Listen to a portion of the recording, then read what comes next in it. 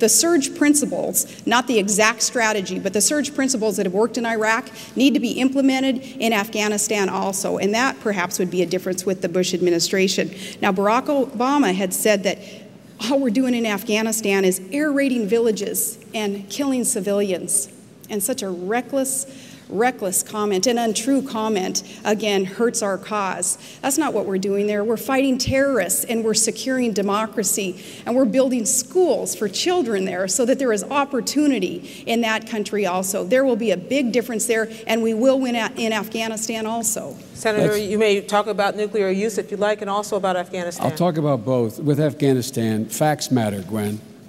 The fact is that our commanding general in Afghanistan said today that the surge principles used in Iraq will not, well, let me say this again now.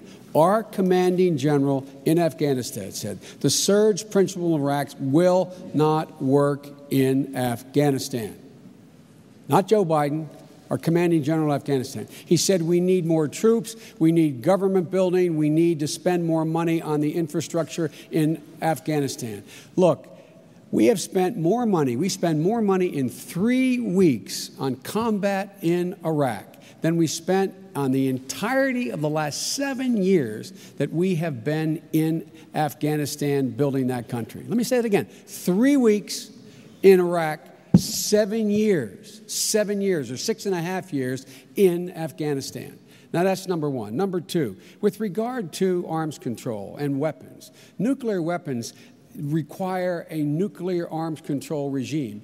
John McCain voted against the comprehensive nuclear test ban treaty that every Republican has supported.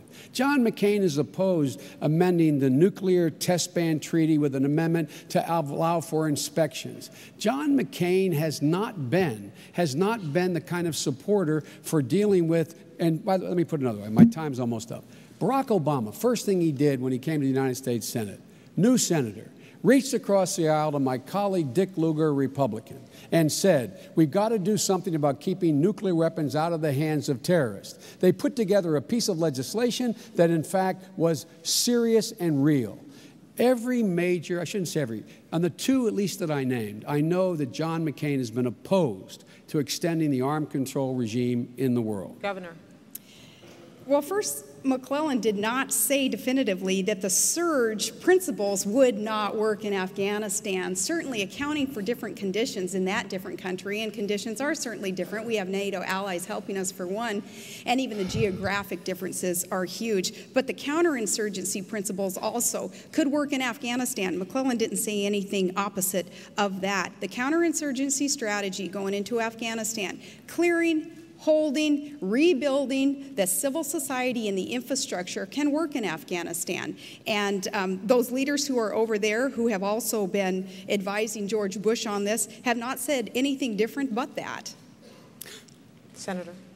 Well, our commanding general did say that.